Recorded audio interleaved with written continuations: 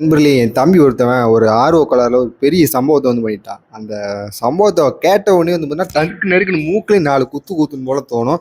சரி என்ன சம்பவம் அப்படின்னு பார்த்தோன்னா, brand new day ticket book பண்ண சொல்லியிருந்தேன் நண்பர்களே. சரியா, ஆன்லைன் புக் பண்ணா கொஞ்சம் ரேட் கூட இருக்கு. நேர்ல போயிட்டு புக் பண்ணிடுறா தம்பி அப்படின்ட்டு சொல்லியிருந்தேன். அவனும் ஆர்வ கோளாறுல போயிட்டு புக் பண்ணிட்டு வந்துட்டான். அடுத்து இன்ஸ்டாகிராம்ல எனக்கு ஃபுல்லா மார்வல் சம்மந்தப்பட்ட எல்லா ரீல்ஸ் அனுப்பிச்சுக்கிட்டு இருந்தான். நானும் சரி ரைட்டு தம்பி, அ நீ இங்கிலீஷ்ல புக் பண்ணியா? தமிழ்ல புக் பண்ணியா? அப்படின்னு கேட்டேன். அவன் கரெக்டா தப்பா புக் பண்ணியிருக்கான். ஃபர்ஸ்ட் டேல ஒரு ஷோ பார்க்கணும் அப்படின்னு ஆசைப்பட்டேன் நண்பர்களே.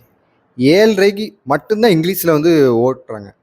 கரெக்ட்டா 7:30க்கு புக் பண்ணிட்டு தலைவர் வந்துட்டாப்ல. அது எனக்கு இப்ப தான் எனக்கு தெரிஞ்சுச்சு.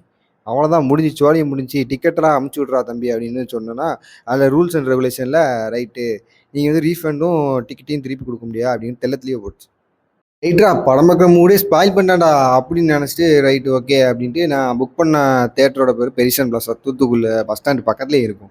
ரைட்டுங்களா. ரைட்டு இன்ஸ்டாகிராமில் பேஜ் ஆல்ரெடி பார்த்துருக்கேன். இப்போ மெசேஜ் பண்ணேன்.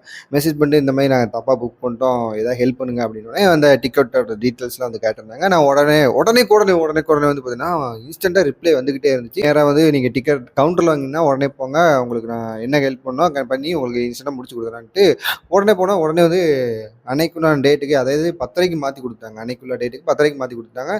இப்போ ஒருவேளை 7:30க்கு தான் போற மாரி இருந்துச்சுன்னு வச்சுக்கோங்களேன், டிக்கெட்ட வேஸ்ட் பண்ணிட்டோமோ அப்படிங்கிற ஒரு ஃபீலிங்கோட போயிருந்திருப்பேன். ஆனா இப்ப எனக்கு அந்த ஃபீலிங்கே இல்ல. Fully satisfied. இதுக்கு பெர்சன் பிளாஸாக்கு ஒரு பெரிய தேங்க்ஸ். என் மனசு பார்த்தீங்கன்னா, ரொம்ப ரொம்ப ஜில்லுன்னு இருக்குது. ஓகே, வெறித்தனமா நம்ம 30ஆம் தேதி நைட் 10:30க்கு போயிட்டு ஸ்பைடர்மேன் பிராண்ட் நியூ டேவ செலிப்ரேட் பண்ணி பார்க்குறோம், மாஸ் பண்றோம். இதே மாரி சம்பவத்த நீ பண்ணக்கூடிய ஆளு தான். பார்த்து டிக்கெட்ட புக் பண்றா தம்பி அப்படின்னு இந்த வீடியோ உங்க ஃப்ரெண்ட்ஸ்க்கு ஷேர் பண்ணி விட்டுருங்க. நன்றி.